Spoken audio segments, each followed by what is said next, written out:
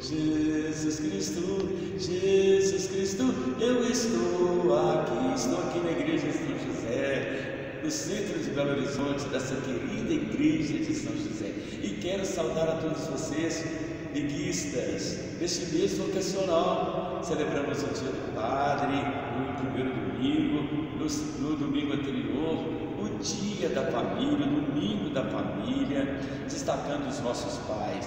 Para os próximos domingos, celebraremos os religiosos e também os leigos e catequistas.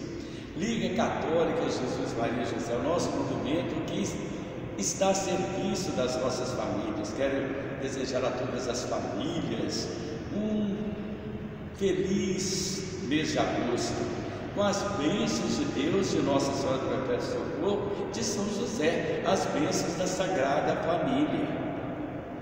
Abençoa, Senhor, as famílias, amém.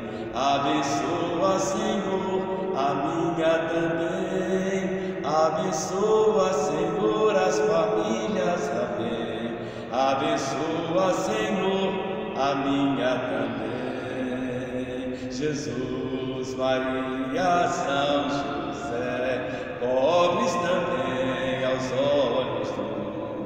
Ó Trindade de Nazaré, digna do respeito mais profundo, cantemos em louvor, choremos em amor, na dor ou na alegria. Soldados de Jesus, marchemos sobre a cruz, com São José e Maria. O Senhor esteja convosco.